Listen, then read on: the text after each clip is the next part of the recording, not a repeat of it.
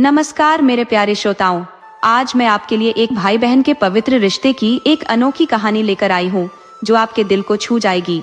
तो बिना देर किए चलिए कहानी शुरू करते हैं। ये उस समय की बात है जब देवऋषि नारद जी आकाश में विचरण कर रहे थे। उन्होंने देखा कि एक बहन अपने भाई की कलाई पर राखी बांध रही थी और उसके बदले में भाई उसे हमेशा रक्षा करने का वचन दे रहा था। ये सावन का महीना था। तब देवऋषि नारद जी के मन में यह विचार आया कि यह तो सावन का महीना है, इसमें तो भोलेनाथ की पूजा होती है, तो क्यों ना मैं उन्हीं से पूछूं कि ये बहनें अपने भाई की कलाई पर राखी क्यों बांधती हैं और भाई रक्षा का वचन क्यों देते हैं। तो देवऋषि नारद जी नारायण नारायण करते हुए भगवान भोलेनाथ के पास पहुंचे। भगवान भोलेनाथ माता पार्वती के साथ कैलाश पर्वत पर विराजमान थे। देवऋषि नारद जी ने माता पार्वती और भगवान भोलेनाथ को प्रणाम किया। भगवान भोलेनाथ ने देवऋषि नारद जी से पूछा, हे देवऋषि नारद जी, आज आप कैलाश पर किस काम से आए हैं। तब देवऋषि नारद जी ने कहा, हे प्रभु, आज जब मैं धरती लोक के आकाश से घूम रहा था तो मैंने देखा एक बहन अपने भाई की कलाई पर राखी बांध रही थी और भाई उसे उसकी रक्षा का वचन दे रहा था। प्रभु, ऐसा क्यों है? यह भाई बहन का प्यार कैसा होता है? कृपा करके मुझे इसके बारे में बताएं। तब भगवान भोलेनाथ जी बोले, हे देवऋषि नारद जी, भाई बहन का प्यार माता पिता के रिश्ते जैसा ही होता है। भाई बहन का यह प्यार हमारे प्यारे यमराज जी की वजह से है। यह उनकी बहन और उनके प्यार की निशानी है, इसीलिए रक्षाबंधन का त्योहार मनाया जाता है। देवऋषि नारद जी, आपने जो धरती लोक पर देखा है वो भाई बहन के प्यार की निशानी थी कि एक बहन अपने भाई का प्यार पाने के लिए कुछ भी कर सकती है, उसकी रक्षा करती है। परंतु यदि उसी बहन पर कोई मुसीबत आ जाए तो उसका भाई भी हंसते हंसते सब सह जाता है और अपनी बहन की मदद करता है, पर अपनी बहन को कोई परेशानी नहीं होने देता। हे देवऋषि नारद जी, मैं आपको एक बहुत खास रक्षाबंधन की कहानी सुनाता हूँ, जिसे सुनने के बाद आपको सब समझ आ जाएगा कि एक भाई का अपनी बहन के लिए प्यार कैसा होता है। तब देवऋषि नारद जी ने कहा, हे भगवान, मुझे वह कहानी सुनाइए, अब मुझसे थोड़ा भी इंतजार नहीं हो रहा। तब भगवान भोलेनाथ जी ने कहा, हे देवऋषि, इतनी जल्दबाजी ठीक नहीं होती, क्योंकि यह कहानी जो मैं आपको सुना रहा हूँ, इसको सिर्फ सुनने से ही जो व्यक्ति सुनता है उसका भला हो जाता है, और जो भी इस कहानी को दूसरों को सुनाता है उसकी सारी इच्छाएं पूरी हो जाती है।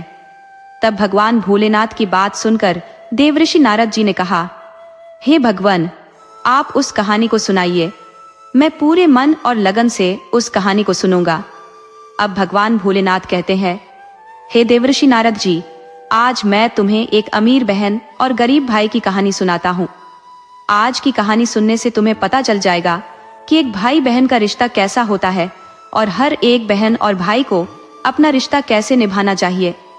साथ ही तुम्हें आज की इस कहानी में यह भी जानने को मिलेगा कि आखिर इंसान गरीब क्यों हो जाता है।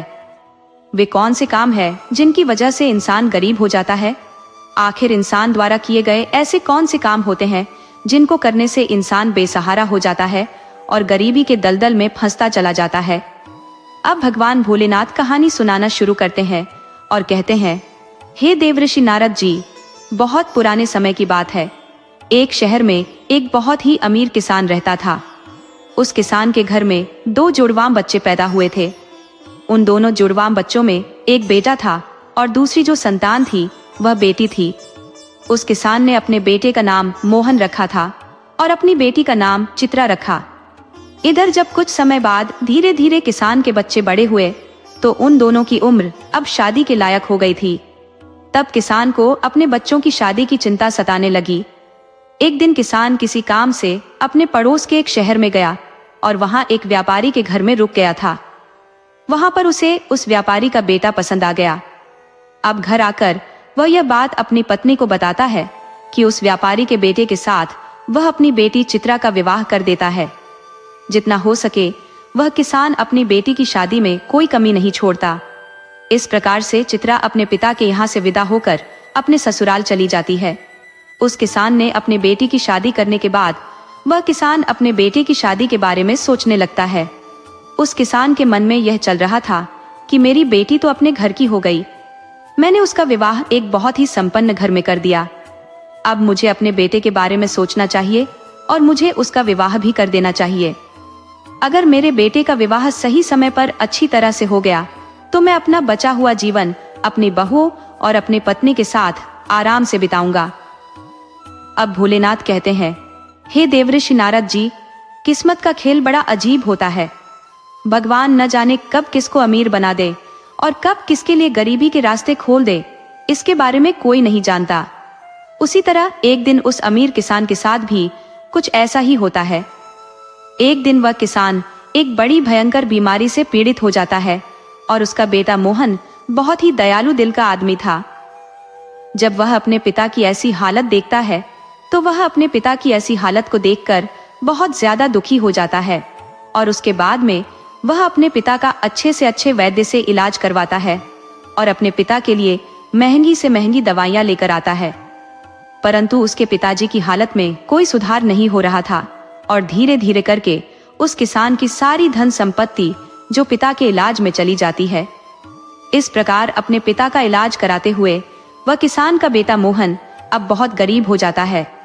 इतना इलाज कराने के बावजूद भी उसके पिता की हालत में किसी प्रकार का कोई सुधार नहीं हो रहा था।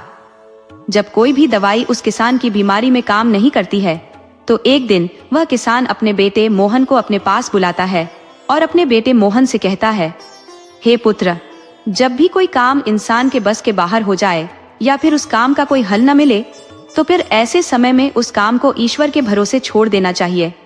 इसलिए पुत्र, अब तुम मेरी चिंता छोड़ो। तुम अब अपने भविष्य के बारे में सोचो। मेरा क्या है, आज नहीं तो कल मुझे इस दुनिया को छोड़कर जाना है। हे पुत्र, मैंने अपनी जिंदगी को बहुत अच्छे से जिया है।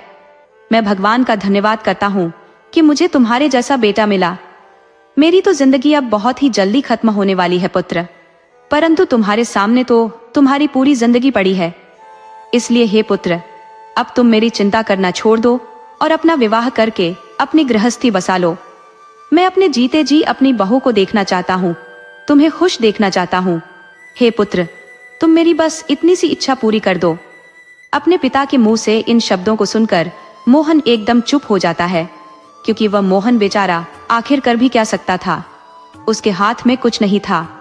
साथ ही अब उसके घर में जो भी जमा पूंजी थी वह तो उसके पिता के इलाज में सारी की सारी पहले ही खर्च हो चुकी थी। अब मोहन अपने पिताजी से कहता है, हे पिताजी, अगर आपको मेरी शादी हो जाने पर खुशी मिलती है तो जैसा आपको ठीक लगे आप वैसा करिए।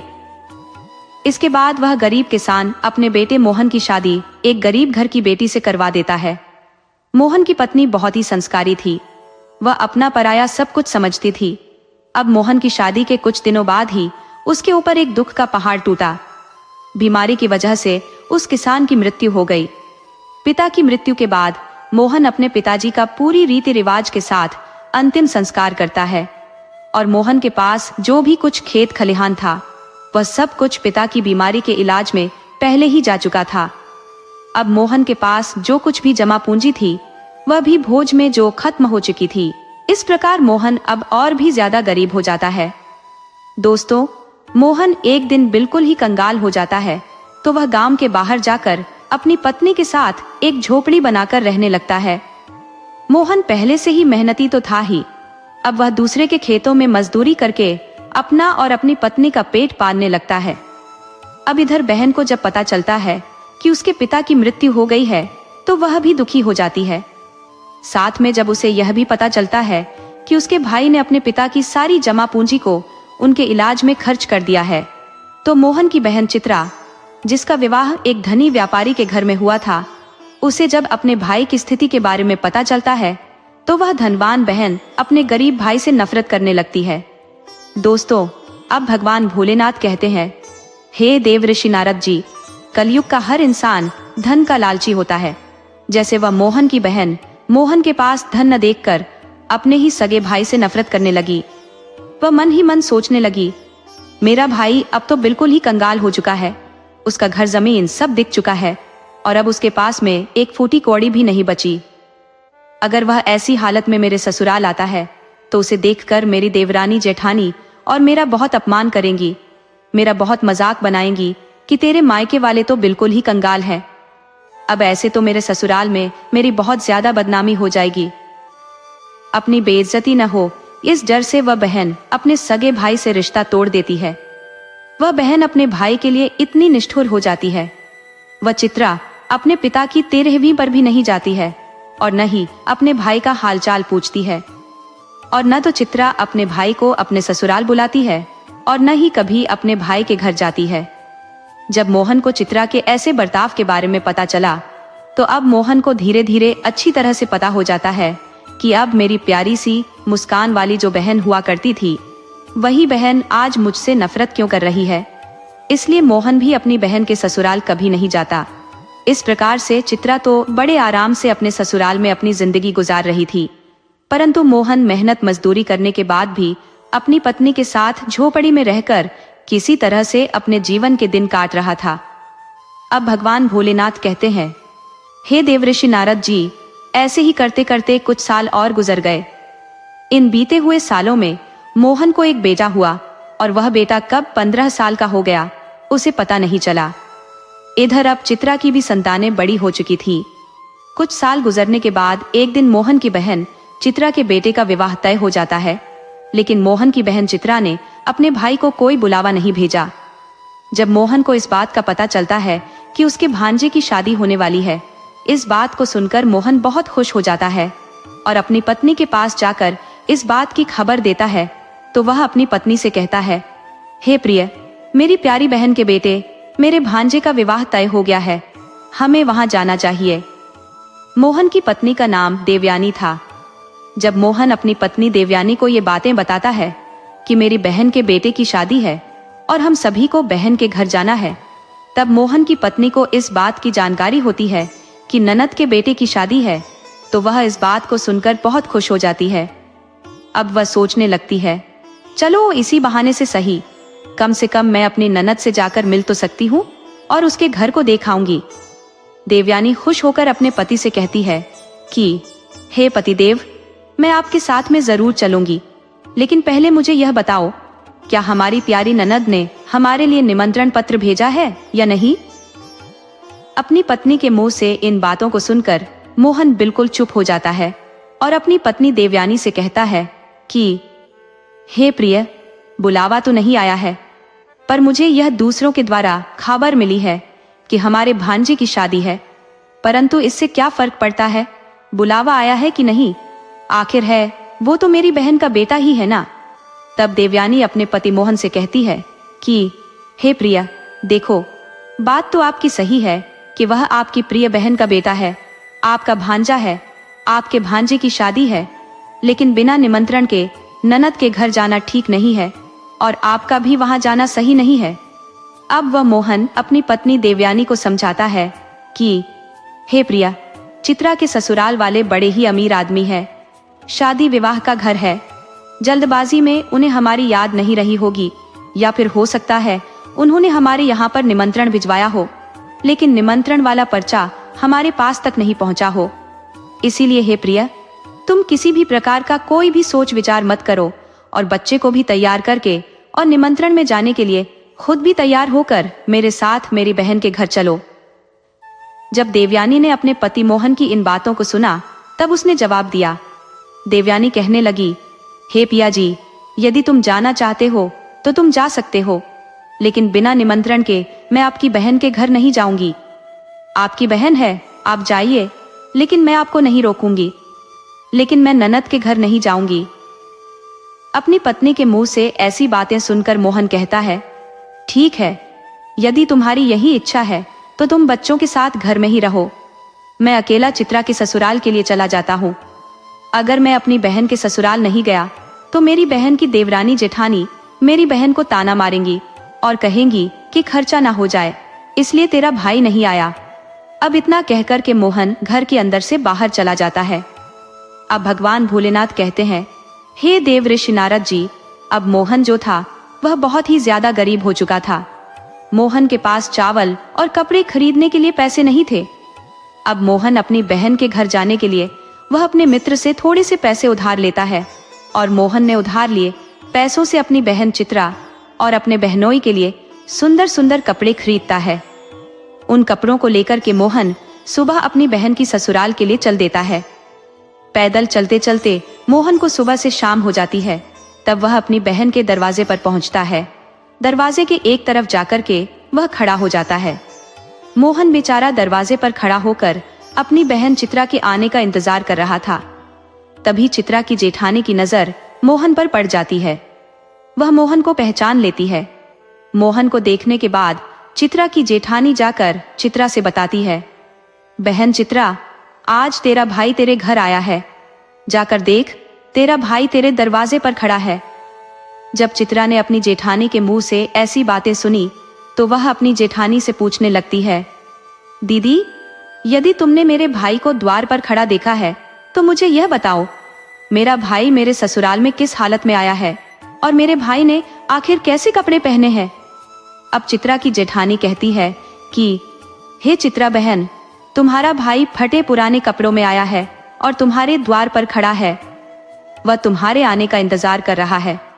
अपनी जेठानी की यह बात सुनकर चित्रा गुस्से में लाल हो जाती है और सभी की नजरों को बचाते हुए अपने भाई के पास पहुंच जाती है। वह बेचारा मोहन जब अपनी बहन चित्रा को अपने पास आता हुआ देखता है तो खुशी के मारे उसका चेहरा खिल उठता है। अपनी बहन को देखकर मोहन की आंखों में आंसू आ जाते हैं, क्योंकि वह आज सालों बाद उससे मिल रहा था। चित्रा अपने भाई को सबकी नजरों से बचाते हुए घर के सबसे अंदर वाले कमरे में ले जाती है और पूछती है, भैया, आखिर किसने तुम्हें निमंत्रण पत्र भेजा था कि तुम यहाँ चले आए। मोहन जवाब देता है, बहना, तुमने तो अपने भाई को बिल्कुल भुला दिया है, पर मुझे किसी से पता चला कि मेरे भांजे की शादी है, इसलिए मैं तुम्हारे लिए, तुम्हारे बेटे के लिए और बहनोई के लिए नए नए कपड़े लाया हूँ। मैं अपनी बहन के ससुराल नहीं आऊंगा तो मेरी बहन की देवरानी जेठानी उसे ताना मारेगी, इस वजह से मैं तुम्हारे पास आया हूँ। चित्रा अपने भाई की बातें सुनकर कहती है, भाई, तुम्हें इस तरह बेशर्म की तरह मेरे घर नहीं आना चाहिए था। तुम इस तरह फटे पुराने कपड़े पहनकर मेरे घर चले आए, ये मेरे लिए बहुत शर्म की बात है। कम से कम अपनी नहीं तो मेरी इज्जत, मेरे मान सम्मान का ख्याल तो किया होता। आखिर तुम्हारी तो कोई इज्जत नहीं है, कम से कम तुमने हमारी इज्जत के बारे में तो सोचा होता। मेरा विवाह एक ऊंचे कुल में हुआ है, इस वजह से तुम्हें ऐसे बनकर नहीं आना चाहिए था। मोहन अपनी बहन के कड़वे शब्द सुनकर दुखी हो जाता है। उसका कलेजा छलनी हो जाता है। वह अपनी बहन के पैरों में गिरकर माफी मांगता है, हे बहन, मुझे क्षमा कर दो, मुझे नहीं पता था कि मेरी वजह से यहाँ तुम्हारी बदनामी होगी। मैं तो हमेशा यही चाहता हूँ कि तुम्हारी बदनामी न हो, तुम्हारी देवरानी जेठानी तुम्हें ताना न मारे, इसीलिए तो मैं तुम्हारे लिए नए वस्त्र लेकर आया हूँ। यदि मुझे यह बात पहले से पता होती कि तुम मेरी वजह से इतनी आहत हो जाओगी, तुम्हें मेरे आने से इतना बुरा लगेगा, तो मैं तुम्हारे दरवाजे पर कभी नहीं आता। बहना, मैं तो सोच कर आया था कि मेरी बहना, मेरे भांजे की शादी है, यदि मैं नहीं पहुंचा तो मेरी बहन की देवरानी जेठानी मेरी बहन को ताना मारेगी। चित्रा का गुस्सा थोड़ा शांत होता है और वह कहती है, चलो, जब तुम आ ही गए हो तो मेरी एक बात कान खोलकर सुन लो। जब तक मेरे बेटे की शादी नहीं हो जाती तब तक इस जगह पर बंद रहना और भूलकर भी इस कमरे से बाहर निकलने की गलती मत करना, वरना तुम्हें देखकर लोग कहेंगे कि चित्रा का भाई तो भिखारी है, और मैं यह नहीं चाहती कि मेरी गरीबों में गिनती हो। जब सभी मेहमानों के लिए भोजन बन जाएगा तो मैं तुम्हें भोजन की थाली इस कमरे में पहुंचा दूंगी। तुम भोजन खाकर चुपचाप पिछले दरवाजे से अपने घर चले जाना।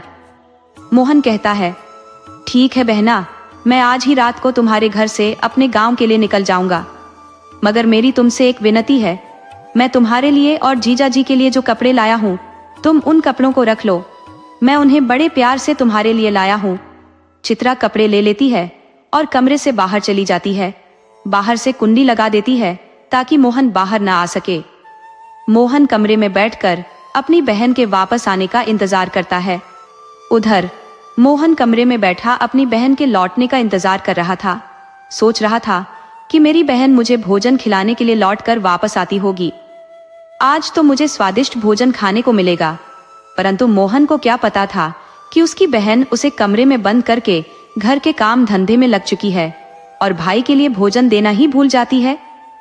चित्रा शादी के कामों में इतनी व्यस्त हो जाती है कि उसे याद ही नहीं रहता कि उसका भाई एक कमरे में बंद है। मोहन इंतजार करता रहा, लेकिन चित्रा को भाई की याद नहीं आई। शादी संपन्न हो गई और चित्रा को अब भी भाई की याद नहीं आई। 2 दिन बीत गए। मोहन भूख प्यास से छटपटा रहा था। उसकी हालत खराब होने लगी। वह अपनी बहन को आवाज लगाता, लेकिन कोई नहीं सुनता। इधर मोहन अपनी पत्नी और बच्चों की याद में परेशान था। सोचता था, यदि यहाँ कोई नहीं आया तो मैं भूखा प्यासा इसी कमरे में मर जाऊंगा। मेरे मरने पर मेरी पत्नी और बच्चों का क्या होगा? यही सोचते सोचते मोहन बेहोश होने लगा। तभी चित्रा की जेठानी कमरे के पास से गुजरती है। मोहन दरवाजा पीटता है। जेठानी दरवाजा खोलती है और मोहन को देखकर चौंक जाती है। वह पूछती है, भैया, तुम्हें इस कमरे में किसने बंद किया है? मोहन जवाब नहीं देता, क्योंकि वह अपनी बहन को बदनाम नहीं करना चाहता था। लेकिन जेठानी के दोबारा पूछने पर वह कहता है, मैं इस कमरे में आराम कर रहा था, तभी किसी ने गलती से बाहर से कुंडी लगा दी। बहन, यदि तुम आज नहीं आती तो मेरे प्राण चले जाते। इतना कहकर मोहन चुपचाप पिछले दरवाजे से निकल जाता है। 3 दिन भूखा प्यासा रहने के बाद वह अपने घर की ओर चल पड़ता है। चलते चलते मोहन को चक्कर आने लगते हैं। वह गिरने वाला होता है। तभी एक बूढ़ी औरत उसे थाम लेती है। मोहन को होश आता है तो वह खुद को उस औरत की गोद में पाता है। वह उठकर खड़ा होता है और पूछता है, हे माता, तुम कौन हो? वह बूढ़ी औरत साक्षात देवी माँ थी, क्योंकि मोहन की पत्नी देवयानी रोज देवी माँ की पूजा करती थी। देवी माँ मोहन को संभाल लेती है और उसे अपनी गोद में सुला लेती है। देवी माँ कहती है, मैं एक दुखिया हूँ और इस जंगल में रहती हूँ। मोहन प्रणाम करके अपने घर के लिए चलने को तैयार होता है। देवी माँ पूछती है, बेटा, तुम कहाँ से आ रहे थे और कहाँ जा रहे हो? मोहन अपनी बहन के बर्ताव के बारे में बताता है। देवी माँ कहती है, बेटा, यदि तुम बुरा न मानो तो मैं तुमसे एक बात पूछना चाहती हूँ। मोहन कहता है, पूछो माँ, तुम मुझसे क्या पूछना चाहती हो? देवी माँ कहती है, तुम अपनी बहन के घर से आ रहे हो, शादी थी तो खाली हाथ कैसे जा रहे हो? तुम्हारी बहन ने तुम्हारे बच्चों और पत्नी के लिए कुछ नहीं भेजा है क्या? मोहन की आंखों में आंसू आ जाते हैं। वह सारी बातें बता देता है कि कैसे उसकी बहन ने उसे कमरे में बंद कर दिया और दुश्मन जैसा व्यवहार किया। देवी माँ कहती है, हे पुत्र, तुम चिंता मत करो, जो हुआ उसे भूल जाओ। यहाँ से कुछ दूरी पर मेरा एक बगीचा है, उसमें अनेक प्रकार के फल है। तुम जाकर पहले कुछ फल खाकर अपना पेट भर लो, क्योंकि तुमने 3 दिनों से कुछ नहीं खाया है। फिर कुछ फल अपनी पत्नी और बच्चों के लिए भी तोड़कर रख लेना।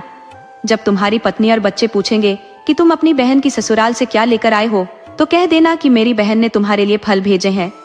मोहन देवी माँ की बात मान लेता है और बगीचे में जाकर फल खाता है। फिर कुछ फल थैले में रख लेता है। देवी माँ उसे 8 बातें बताती हैं जो जीवन में बहुत काम आएंगी। मोहन उन बातों को सुनकर अपने घर के लिए चल देता है। घर पहुंचकर बच्चे पूछते हैं, बुआ के घर से क्या लाए हो? मोहन थैला अपनी पत्नी को देता है और खेतों की ओर चला जाता है, अपनी बहन के बर्ताव से परेशान होकर। देवयानी थैला खोलती है और देखती है कि थैले में सोने चांदी के फल हैं। वह हैरान हो जाती है और भागकर मोहन के पास जाती है। हे स्वामी, तुम तो शादी में गए थे, तुम लेकर क्या आए हो? मोहन सोचता है कि शायद फल पसंद नहीं आए, इसलिए कहता है, हे प्रिय, मेरी बहन ने जो कुछ मुझे दिया वह मैंने लाकर तुम्हें दे दिया। अब जो कुछ भी थैले में है उसे बच्चों में बांट दो। देवयानी कहती है, पहले घर के अंदर तो चलो और देखो कि तुम्हारी बहन ने क्या भेजा है। घर में जाकर थैला पलटते ही हीरे मोती सोना चांदी निकलते हैं। देवयानी कहती है, तुम्हारी बहन ने फलों में छुपाकर हमें हीरे मोती भेजे हैं। मोहन समझ जाता है कि वह बूढ़ी औरत देवी माँ थी। वह मन ही मन धन्यवाद करता है। इस प्रकार मोहन धनवान बन जाता है और एक आलीशान महल बनवाता है। पहले जो लोग उससे बात नहीं करते थे, अब उसका मान सम्मान करने लगते हैं। एक दिन देवयानी कहती है, हे प्रिया, सावन का महीना आने वाला है। सभी स्त्रियां अपने पिता के घर जाती हैं। तुम अपनी बहन को ससुराल जाओ और उसे लेकर आओ। मोहन अपनी बहन के ससुराल जाता है और उसे अपने घर लाने के लिए कहता है। चित्रा खुशी खुशी तैयार हो जाती है। मोहन की शानो शौकत देखकर चित्रा दंग रह जाती है। देवयानी अपनी ननंद की खूब सेवा करती है। कुछ दिन बाद चित्रा अपने ससुराल जाने के लिए तैयार होती है। देवयानी मोहन से कहती है, कल तुम्हारी बहन जाएगी, बाजार जाओ और कोई अच्छा तोहफा लेकर आओ। मोहन एक मोची की दुकान पर जाता है और बोलने वाली जूतियां बनवाता है जो 8 बातें बोलेंगी। मोहन मोची को 8 बातें बताता है। कहीं मानवता की भूल होती है, कहीं अज्ञानता निर्धनता का मूल। समय भरोसे जो बैठा रहता सदा गरीब बना रहता। जो मनुष्य सदा ही परिवर्तनहीन कर्म करता है वह सदैव ही निर्धन रहता है। गरीब से बड़ा कोई अभिशाप नहीं है। ज्ञान को हासिल करके अज्ञान को दूर करो। आप दोष समय को नहीं दो, मजबूत कर्म साधना में जुटो और अपनी गरीबी दूर करो। कर्म कभी भी कोई कार्य नहीं करता। नसीब सदैव भाग्य भरोसे नहीं बैठता, वह मानव के परिश्रम के भरोसे बैठता है। ज्ञानी से सदा ही प्रेम करो। एक गरीब आदमी गरीबी को बार बार विजय करने वाला एक विजेता होता है। पैसों के बाजार में बदल गई तहजीब, धन दौलत से जुड़ रहे रिश्ते हुए गरीब। मोहन कहता है, जब मेरी बहन 8वां कदम रखे तो जूतियां यही बोले। मोहन हीरे मोतियों से जड़ी सोने चांदी की जूतियां बनवाता है और अपनी बहन को देता है। चित्रा अपने ससुराल पहुंचकर जूतियां पहनती है और चलती है। जूतियां बोलती है, पैसों के बाजार में बदल गई तहजीब, धन दौलत से जुड़ रहे रिश्ते हुए गरीब। चित्रा शर्म से सिर झुकाती है और रोने लगती है। वह अपनी देवरानी जेठानी को सारी बातें बताती है। चित्रा की जेठानी उसे समझाती है, हे बहन, जो हुआ उसे भूल जाओ। आगे से याद रखना, कभी किसी के साथ ऐसा बर्ताव मत करना। धन दौलत का घमंड करने से माता लक्ष्मी दूर चली जाती है। इस प्रकार चित्रा को अपनी गलती का एहसास होता है और वह प्रेम पूर्वक व्यवहार करने लगती है। अंत में भाई बहन का प्यार फिर से मजबूत हो जाता है। मोहन और चित्रा के बीच की दरार भर जाती है।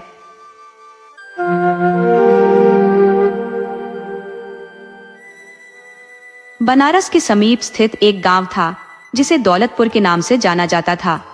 इस गांव में एक प्रख्यात पंडित निवास करते थे जिनका नाम शीतला प्रसाद पांडेय था। वे एक अत्यंत योग्य पंडित और तांत्रिक थे, साथ ही एक समृद्ध जमींदार भी थे।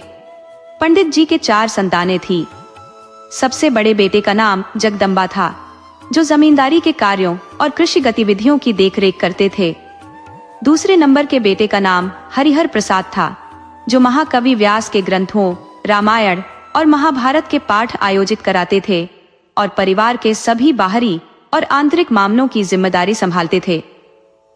तीसरे नंबर के बेटे का नाम बाल मुकुंद जी था, जो पिताजी के साथ गांव में पूजा पाठ और धार्मिक आयोजनों का संचालन करते थे। सबसे छोटे बेटे का नाम राधा कृष्ण था, जो रेलवे में गार्ड के रूप में मुंबई में कार्यरत थे। इन सभी बेटों के बच्चों को 3 माताओं के संरक्षण में पाला गया था, जिससे कुल मिलाकर परिवार में 8 बेटियां और 8 बेटे थे। सावित्री जी इस परिवार की सबसे बड़ी पुत्री थी। उनकी एक छोटी बहन और एक छोटा भाई था। जब सावित्री जी मात्र 10 वर्ष की थी, तब उनकी माता का निधन किसी बीमारी के कारण हो गया था। प्राचीन समय में बच्चों की शादी कम उम्र में ही कर दी जाती थी। सावित्री जी का विवाह 13 वर्ष की आयु में तय कर दिया गया था। उनके पति का नाम राम कुमार था, जिनकी उम्र उस समय केवल 17 वर्ष थी। राम कुमार जी के दादा का नाम केदारनाथ तिवारी था, जो एक महान पंडित और ज्योतिषी थे। वे धनी नहीं थे, परंतु एक संपन्न परिवार के सदस्य थे। राम कुमार जी के पिता एक वकील थे और कस्बे के न्यायालय में कार्यरत थे। राम कुमार जी छोटे भाई थे। उनसे छोटी उनकी बहन विद्या थी। सबसे बड़े भाई का नाम सुदर्शन था और दूसरे बड़े भाई का नाम कृष्ण कुमार था। दोनों बड़े भाई BHU में पढ़ाई कर रहे थे। राम कुमार जी, जो कि सागर बुद्धि के थे, उस समय 11वीं कक्षा के छात्र थे। 11वीं कक्षा का उस समय बोर्ड का परीक्षा हुआ करती थी। गांव में उस समय विद्यालय नहीं होते थे, इसलिए राम कुमार अपने पिता के साथ ही के कस्बे के विद्यालय में पढ़ते थे और पिता के साथ ही रहते थे। शनिवार की शाम को वे अपने गांव लौट जाते थे और सोमवार को पुनः वापस आ जाते थे। अपने अपने कार्यों में व्यस्त रहते थे। प्राचीन समय में लड़कियों की शिक्षा पर विशेष ध्यान नहीं दिया जाता था, इसलिए सावित्री जी की शिक्षा दीक्षा घर पर ही होती थी। वे अक्षर ज्ञान प्राप्त कर चुकी थी। रामायण पढ़ने के साथ साथ पत्र लिखना भी सीख चुकी थी। घर में रहते हुए बेटियां घरेलू कार्यों के अतिरिक्त कढ़ाई और बुनाई भी सीखने की कोशिश करती थी। विवाह कम उम्र में कर दिए जाते थे लेकिन लड़कियों को ससुराल नहीं भेजा जाता था। कुछ वर्षों के पश्चात किसी विशिष्ट अनुष्ठान के तहत सावित्री जी को अत्यधिक धन, वस्त्र और उपहारों के साथ ससुराल भेजा गया। इस बीच वे अपने परिवार के संरक्षण में रही। सावित्री जी को 3 वर्षों के बाद ससुराल भेजा जाने वाला था और घर की स्त्रियों की जिम्मेदारी सौंपी गई थी। रवि ने सावित्री जी को कम से कम दाल चावल बनाने की विधि सिखाने की सलाह दी। एक दिन निर्धारित किया गया कि सावित्री को खाना पकाना होगा। प्रातः काल सावित्री को स्नान करवाकर रसोई में भेजा गया। परिवार के 25-30 व्यक्तियों के भोजन की तैयारी करनी थी। बड़े बर्तन में पानी, नमक और हल्दी डालकर रखा गया। पकाने की प्रक्रिया सहज थी। अब चावल की बारी थी। एक पीतल के बड़े बर्तन में पानी भरकर रखा गया और चाची ने कहा कि जब पानी उबालने लगे तो सारा चावल डाल देना। सावित्री ने ऐसा ही किया और फिर बर्तन को पत्थर से ढक दिया। जब पानी उबालने लगा तो बर्तन से पानी बाहर आने लगा। अब 13-14 साल की बच्ची का मन काम करने लगा। उसने पत्थर पर हाथ रखकर दबाया। लंबे समय तक दबाए रखने के कारण उसका हाथ जलकर लाल हो गया। चाची ने इस बारे में बता दिया था। किसी तरह दाल और चावल पक गए, पर सावित्री का हाथ जल गया और दोनों हथेलियों में छाले पड़ गए। वह दर्द से तड़प रही थी। हाथ जलने के कारण उसे खाना बनाने से मना कर दिया गया। कुछ दिनों के उपचार के बाद जब हाथ ठीक हुआ तो परिवार ने निर्णय लिया कि सावित्री को खाना बनाना सिखाने के लिए मामा के घर भेजा जाए। इस प्रकार सावित्री अपने मामा के यहाँ चली गई। मामा का घर व्यापारिक गतिविधियों का केंद्र था। मामा जी बनारस शहर के 80 नंबर मोहल्ले में रहते थे और बनारस हिंदू विश्वविद्यालय में पढ़ाई कर रहे थे। वे और उनकी पत्नी वहीं निवास करते थे। परिवार के अन्य सदस्य बनारस के निकट किसी गांव में रहते थे, जो उनका पैतृक गांव था। बनारस के 80 नंबर मोहल्ले में रहते हुए सावित्री ने विभिन्न प्रकार के खान पान की शिक्षा प्राप्त की। इसी बीच राम कुमार की परीक्षा का परिणाम समाचार पत्र में प्रकाशित हुआ। इसमें लिखा था, प्रथम श्रेणी में प्रथम राम कुमार तिवारी। इससे सावित्री के घर में खुशी की लहर दौड़ गई। राम कुमार जैसे प्रतिभाशाली विद्यार्थी का नाम बनारस हिंदू विश्वविद्यालय के विज्ञान कॉलेज में दर्ज करवा दिया गया। उन्होंने अपने बड़े भाइयों के साथ रहकर गंभीरता से पढ़ाई की। सावित्री जी के विवाह के 3 वर्ष बाद निर्धारित समय पर उन्हें ससुराल भेज दिया गया। साथ में परिवार वालों के लिए वस्त्र, मिठाइयाँ, पकवान, घर गृहस्थी का सामान और अनेक उपहार भेजे गए। सावित्री की ससुराल में सभी लोग अत्यंत अच्छे और स्नेही थे। ससुर के अलावा ददिया, सास और ससुर भी थे। सावित्री जी अपने घर में भाई बहनों में सबसे बड़ी थी, परंतु यहाँ सबसे छोटी थी। उनकी 2 जेठानियां और एक ननद विद्या भी थी। हालांकि सभी लोग बहुत प्यार करते थे, लेकिन घर में बहुत काम करना पड़ता था और सबकी सेवा भी करनी होती थी। सुबह से शाम तक सावित्री जी थक जाती थी। उनकी सास बहुत अच्छी थी, जो सावित्री को अपनी बेटी की तरह मानती थी और अपने पास सुलाती थी। राम कुमार जी BHU में पढ़ाई कर रहे थे। 3 वर्षों की पढ़ाई के बाद वे BSSC की परीक्षा में गोल्ड मेडल प्राप्त कर प्रथम श्रेणी में पास हो गए। जीवन में सब कुछ सहज नहीं होता। नियति कभी न कभी कुछ अप्रत्याशित घटित कर देती है। राम कुमार के पिता एक सफल वकील थे और उनकी आय बहुत अधिक थी, जिससे परिवार संपन्न था। किसी प्रकार की कमी महसूस नहीं होती थी। लेकिन अचानक उनकी तबीयत बिगड़ने लगी। कई जांचों के बाद पता चला कि उन्हें तपेदिक की बीमारी हो गई है, जो उस समय एक जानलेवा बीमारी थी। जब इसका पता चला तब तक उनके दोनों फेफड़े बुरी तरह संक्रमित हो चुके थे। अब उनका कोर्ट और कचहरी जाना बंद हो गया था, जिससे आमदनी भी समाप्त हो गई थी। राम कुमार जी के दादा पूजा पाठ और पंडिताई करके जीविका अर्जित करते थे। हालांकि एक विशाल परिवार का खर्च, 3 बच्चों की शिक्षा और एक बेटी के विवाह का बोझ भी उनके ऊपर था। इसी बीच एक मरीज के इलाज और खान पान का खर्च भी उनकी जिम्मेदारी बन गया था। फिर भी उन्होंने साहस बनाए रखा और संकल्पित रहे कि जो भी होगा देखा जाएगा। प्रारंभ में वकील साहब का इलाज घर पर ही किया जा रहा था। BHU में नियमित चेकअप आवश्यक था, लेकिन स्थिति बिगड़ने पर उन्हें BHU में भर्ती कराना पड़ा। वकील साहब के सभी पुत्र और माता पिता उनकी सेवा में लगे रहे, परंतु नियति के आगे किसी की नहीं चली। अत्यधिक चिकित्सा के बाद भी वकील साहब की मृत्यु हो गई, जिससे परिवार गहरे शोक में डूब गया। अब राम कुमार की शिक्षा पर भारी खर्च आना था। बीएसएससी में प्रथम स्थान प्राप्त करने के बाद राम कुमार को इंजीनियरिंग के लिए प्रवेश लेना था। दादाजी ने कई लोगों से सलाह ली कि क्या किया जाए। प्रवेश के दिन रुपये 5,000 की आवश्यकता थी, क्योंकि इंजीनियरिंग के लिए हॉस्टल लेना अनिवार्य था। सुबह राम कुमार जी अपने गांव से तैयार होकर निकले। दादी ने दही गुड़ खिलाकर माथे पर तिलक किया और वे दादाजी से मिलने गए। दादाजी पैसे की व्यवस्था कर रहे थे। राम कुमार जी ने दादाजी के चरण छूकर आशीर्वाद लिया और कहा कि वे प्रवेश लेने जा रहे हैं। दादाजी ने अपनी भाषा में पूछा, भैया कितने रुपए लगेंगे? राम कुमार जी ने कहा, रुपये 5,000 की जरूरत है, जिससे दादाजी चिंतित हो गए और पैसे की थैली आंगन में फेंक दी। थैली के खुलने पर चांदी बिखर गई। ये देखकर राम कुमार जी की आंखें भर आईं और वे कमरे में लौट आए।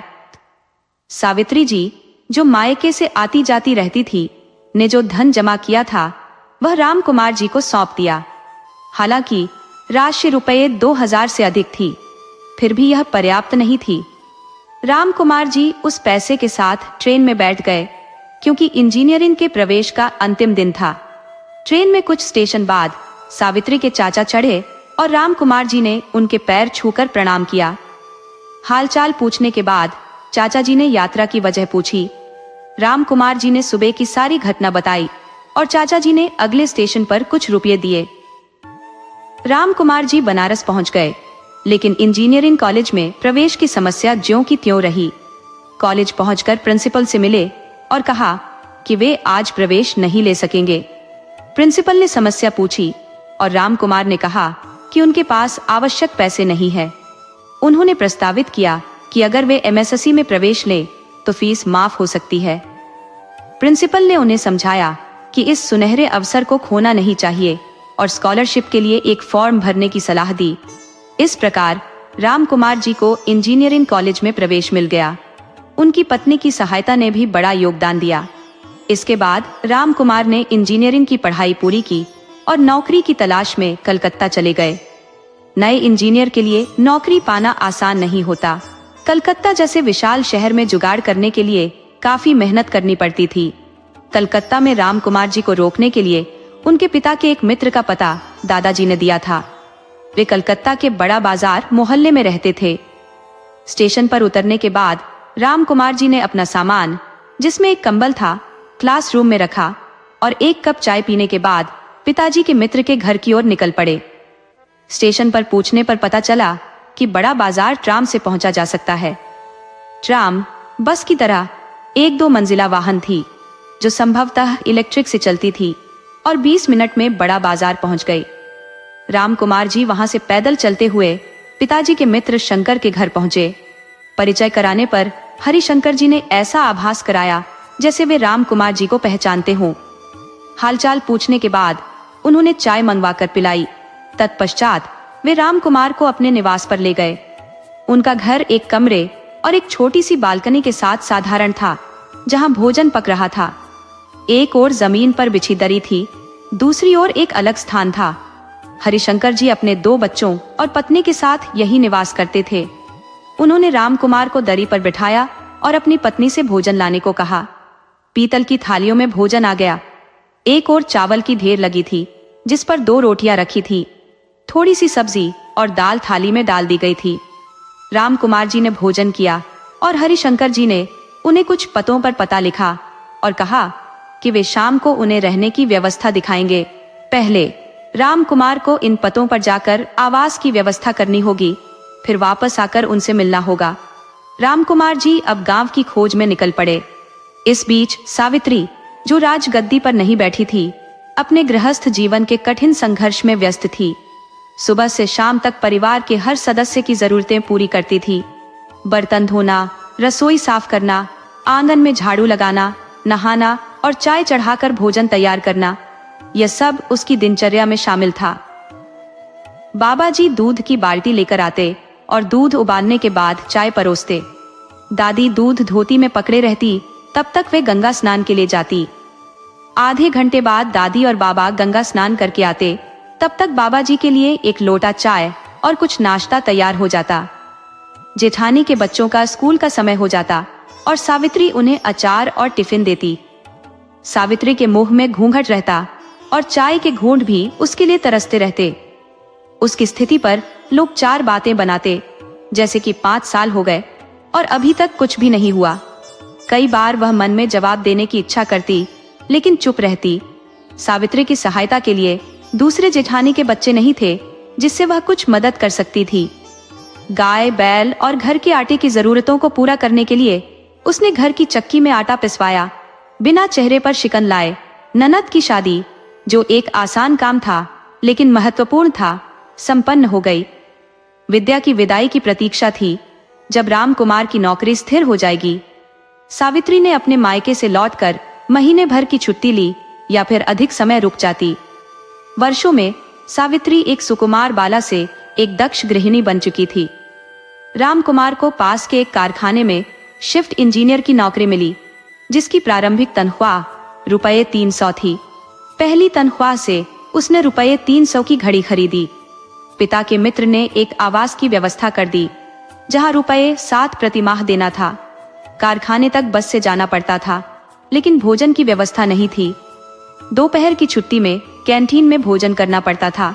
रामकुमार ने दिन और रात की ड्यूटी के साथ 3 शिफ्टों में काम किया। इस प्रकार वह समय काटते हुए अच्छी नौकरी की तलाश में लगे रहे। इस बीच रामकुमार के दोनों भाइयों की पढ़ाई भी समाप्त हो चुकी थी और वे गांव लौट आए थे। बड़े भाई ने एमए की डिग्री प्राप्त की थी और किसी प्रशिक्षण के लिए कलकत्ता जाने की योजना बनाई थी, जहां वे अपने मित्र के निवास पर ठहरने वाले थे। उनके मित्र का कलकत्ता में निजी आवास और पिता का व्यापार था। बड़े भाई साहब बेहद शौकीन थे और कॉलेज के दिनों से ही राजनीति में सक्रिय थे। वे राजनारायण सिंह के खिलाफ विश्वविद्यालय चुनाव में भाग ले चुके थे और एक बार अंग्रेज को गोली मारने के आरोप में जेल भी जा चुके थे, लेकिन पहचान की कमी के कारण बच गए थे। वे स्वतंत्रता सेनानी भी थे। दूसरे भाई ने बीएचयू से आयुर्वेद में एमडी की डिग्री प्राप्त की थी। उनके गांव में प्रैक्टिस करने का इरादा था, लेकिन बाद में कस्बे में अस्पताल खोलने की योजना थी। सब कुछ ठीक था, लेकिन धन की कमी थी। अभी भी सब कुछ बाबा जी की कमाई पर निर्भर था। शादी ब्याह के मौसम में आमदनी अच्छी होती थी, लेकिन कभी कभी सूखा भी पड़ जाता था। दादी अक्सर कहती थी, कभी घी है घना, कभी मुट्ठी भर चना, कभी वह भी मना, सुख दुख दोना आते जाते रहते हैं। अखबार में किसी नौकरी का विज्ञापन देखकर हरिशंकर जी ने रामकुमार को सूचित किया। उन्होंने इंटरव्यू दिया और उस स्थान पर चयनित हो गए। ये नौकरी अच्छी थी और वेतन भी बेहतर था। साथ में 2 कमरों का फ्लैट भी मिल रहा था। खाना खाने के लिए मेस और कैंटीन भी उपलब्ध थी। सब कुछ अच्छा था, लेकिन यह कलकत्ता शहर से 5 मील दूर था। रामकुमार ने सोचा कि सभी सुविधाएं पहले से ही अच्छी हैं। शहर के अंदर रहने का कोई सवाल ही नहीं था। उन्होंने अपने मन की सुनी और नौकरी स्वीकार कर ली। 2-3 महीने के बाद बाबा जी को हर महीने मनी ऑर्डर भेजा जाने लगा, जिससे घर की स्थिति में सुधार हुआ। 6 महीने बाद कारखाने के मालिक ने रामकुमार के काम से प्रसन्न होकर उन्हें एक प्लांट का इंचार्ज बना दिया और बोनस भी दिया। रामकुमार ने बहुत सारी खरीदारी की, सबके लिए कुछ न कुछ खरीदा और 1 हफ्ते की छुट्टी लेकर अपने गांव लौट आए। घर पहुंचने पर बाबा जी ने उन्हें गले से लगा लिया। पहले लड़के वालों को सूचित कर बहन की विदाई की तैयारी की गई। गांव में एक और खुशखबरी थी। रामकुमार एक बेटी के पिता बन चुके थे। जीवन में सब कुछ समय पर ही मिलता है। समय से पहले और भाग्य से अधिक कुछ भी नहीं मिलता। रामकुमार ने अपनी बेटी और पत्नी को गांव में छोड़कर वापस लौट गए। पत्नी से वादा किया कि जल्दी ही उन्हें ले आएंगे। रामकुमार वापस अपनी नौकरी में बहुत खुश और उत्साहित रहते थे। हालांकि सावित्री की कमी महसूस होती थी, लेकिन उन्होंने चुप रहकर और सब्र करके काम किया। तभी अचानक एक नई समस्या उत्पन्न हो गई। बड़े भाई साहब का निवास एक 2 मंजिला मकान था। वे शाम को अपने मित्रों के साथ छत पर बैठकर नशा करते थे। एक दिन छत की बाउंड्री पर बैठते समय भाई साहब का पैर फिसल गया और वे नीचे गिर पड़े। उन्होंने अपने शरीर का भार एक पैर पर लिया, जिससे उनके पैर में फ्रैक्चर हो गया। उनके मित्र और परिवार वाले परेशान हो गए और उन्हें जल्दी से अस्पताल ले गए। अस्पताल में दाखिल करने के बाद मित्र के परिवार ने राम कुमार को सूचित किया। जब राम कुमार अस्पताल पहुंचे, भाई साहब का ऑपरेशन चल रहा था, जिससे वे उनसे मिल न सके। ऑपरेशन 2 घंटे तक चला और इसके बाद उन्हें नींद की दवा दी गई। डॉक्टर से मिलकर अस्पताल का खर्च चुकाकर राम कुमार ने अगले दिन आने की बात कही। जाते समय मित्र के पिता ने आश्वस्त किया कि कोई चिंता की बात नहीं है, हम लोग ध्यान रखेंगे। भाई के फ्रैक्चर की खबर घर पर देने के बाद भाभी जी कलकत्ता आ गईं और भाई साहब के मित्र के घर रुक गई। बाबा जी राम कुमार के पास रहने के लिए आ गए। एक दिन बाबा जी ने भोजन किया, लेकिन अत्यंत चिंतित दिखाई दिए। उन्होंने राम कुमार से कहा, तुम रोज इसी प्रकार का खाना खाओगे तो बीमार पड़ जाओगे, तुम्हें घर के खाने का प्रबंध करना होगा। बाबा जी ने वापस गांव लौटते हुए घोषणा की कि 10 दिन बाद वे बड़ी बहू को लेने आएंगे और गांव जाकर दादी से कहा कि छोटी बहू को तैयार कर दो। 10 दिन बाद वह कलकत्ता के लिए रवाना होंगी। बाबा जी की इस बात को सुनकर किसी की भी हिम्मत रोकने की नहीं हुई। 10 दिन बाद बाबा जी ने सावित्री को अपने बच्चे के साथ कलकत्ता जाने के लिए तैयार किया, लेकिन घर छोड़ने का उन्हें अत्यंत दुख हो रहा था, इसलिए बड़े भाई साहब की बेटी को भी साथ ले जाना चाहती थी। सब ने इसे मना कर दिया। रात को सभी लोग गंगा जी के किनारे स्थित मंदिर में सो गए। सुबह नाव से गंगा पार करके मिर्जापुर से जनता एक्सप्रेस में बैठकर कलकत्ता पहुंच गए। पहले वे बड़े भाई के निवास पर गए, क्योंकि राम कुमार को यह भी नहीं पता था कि उसकी पत्नी भी आ रही है। वहां से फोन कर दिया गया, तब वे आए और बाबा जी को उनके परिवार के साथ अपने निवास पर ले गए। इस प्रकार सावित्री जी कलकत्ता पहुंच गई। नई जगह में उन्हें बहुत सी चीजें समझ में नहीं आती थी और अंगीठी जलाना भी उन्हें नहीं आता था। अनेक कठिनाइयों को पार करके वे वहां समायोजित हो पाए। बड़े भाई साहब भी शीघ्र ही स्वस्थ होकर हावड़ा नामक स्थान पर एक कारखाने में लेबर ऑफिसर के पद पर काम करने लगे। अपने मित्र के यहाँ सब कुछ सुचारू रूप से चल रहा था, लेकिन नया टीवी अपनी कलाकारी दिखा रहा था। कहते हैं, पुरुष बली नहीं होता, समय बलवान होता है। एक रात 8-9 बजे भाई साहब और उनके मित्र छत्र मस्ती कर रहे थे। उनके मित्र ने एक छड़ी जैसी वस्तु ले रखी थी और बता रहा था कि इसे गुप्ती कहते हैं। इसका नुकीला भाग जहर से सना होता है, जिससे व्यक्ति को चोट लगाकर मार डाला जाता है। भाई साहब ने इसे लेकर देखा और अचानक ये छड़ी उनके मित्र के पेट में घुस गई। मित्र ने चिल्लाना शुरू कर दिया और भाई साहब छत पर से कूदकर भागे। उनके घरवालों ने भीड़ लगा ली और उल्टा सीधा बोलने लगे, ये आरोप लगाते हुए कि भाई साहब ने जानबूझकर ऐसा किया है। भाई साहब ने रेलवे स्टेशन जाकर राम कुमार को फोन किया और पूरा मामला बताया। राम कुमार ने तुरंत एक 800 की टैक्सी का प्रबंध करके उन्हें रातों रात गांव भेज दिया और कहा कि अपने घर मत रखिए। FIR दर्ज कर दी गई। पूरे शहर में पुलिस भाई साहब की खोज में जुट गई। रिश्तेदारों ने सलाह दी कि छोटे भाई को पकड़कर पिटाई की जाए, ताकि पता चले कि वे कहां छुपे हैं, लेकिन श्याम के पिता ने ऐसा करने से इनकार कर दिया। अब वह पक्का दोस्त भाई साहब का दुश्मन बन चुका था। पुलिस ने गांव तक जाकर उनकी खोज की, लेकिन कुछ पता नहीं चला। सजा के रूप में उन्हें तड़ी पार कर दिया गया। अब यदि वे कलकत्ता की सीमा पार करते तो पुलिस उन्हें पकड़ लेती। राम कुमार की फैक्ट्री में नई नई आधुनिक मशीनें लगाई जा रही थी। इसी सिलसिले में उन्हें जर्मनी भेजा गया। उन्होंने जो काम सौंपा गया था उसे कुशलता से पूरा किया और कारखाने का कार्य सुचारू रूप से चलने लगा। तब राम कुमार को उस कारखाने का चीफ इंजीनियर बना दिया गया। अब उनका परिवार 2 कमरे के फ्लैट से एक विशाल बिल्डिंग में आ गया, जिसे लाल कोठी के नाम से जाना जाता था। इसमें 2 बड़े कमरे, लैट्रिन, बाथरूम अटैच, बड़े हॉल और अन्य कमरे भी थे। सीढ़ी से नीचे जाकर 2 कमरों का सर्वेंट क्वार्टर था, जिसमें 2 नौकर, एक सफाई कर्मी और 4 माली थे। सामने फूलों से भरा गार्डन और पीछे सब्जी उगाने के लिए जगह थी। शहर जाने के लिए कार सुबह और शाम खड़ी रहती थी। उस मकान में बहुत सारी सुविधाएं थी, जिनका उपयोग करना सावित्री जी को नहीं आता था। वे एक साधारण गांव की बेटी थी और शादी के बाद भी 8 वर्षों तक गांव में ही रही थी। हिंदी और संस्कृत के अलावा उन्हें किसी और भाषा का ज्ञान नहीं था। लेकिन राजकुमार के पास समय की अत्यंत कमी रहती थी और रामकुमार जी हर फर्नीचर, पर्दे, ब्रांडेड सामान, बालकनी आदि के बारे में बताते रहते थे। यहाँ आने के बाद उनके एक पुत्र की भी प्राप्ति हो गई थी। बेटी का नाम इंदु और बेटे का नाम रवि था। कहा जाता है, जहाँ अच्छाई होती है वहाँ समस्याएं भी सिर उठाती हैं।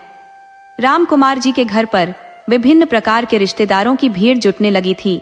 कुछ लोग नौकरी के लिए, कुछ शिक्षा के लिए और अन्य किसी न किसी बहाने से उन्हें घेरे रहते थे। अगर किसी ने किसी तरह की मदद ले ली तो अगला उस पर एहसान का बोझ लादे रहता था। शुरू में हरिशंकर जी से सहायता लेने के बदले उनके भाई उमाशंकर जी को नौकरी दिलवाकर घर में रखना पड़ा।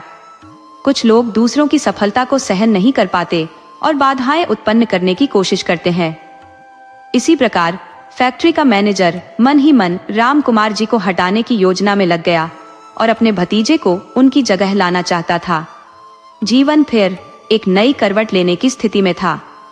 काम के अत्यधिक बोझ और आराम की कमी के कारण रामकुमार जी को थकावट और कमजोरी का एहसास होने लगा। ये समस्याएं धीरे धीरे बढ़ती गईं। छोटी मोटी बीमारियों को नजरअंदाज करते हुए उन्होंने खुद को दबाव में महसूस किया और कुछ समय बाद 1 महीने की छुट्टी लेकर गांव चले गए, यह आशा करते हुए कि कुछ आराम से ठीक हो जाएंगे। यद्यपि कुछ राहत मिली, लेकिन पुनः लौटने के बाद वही समस्याएं शुरू हो गईं। कुछ शुभ चिंतक भी काम करने वालों में थे, जिन्होंने रामकुमार जी को सलाह दी कि वे उचित इलाज करवाएं।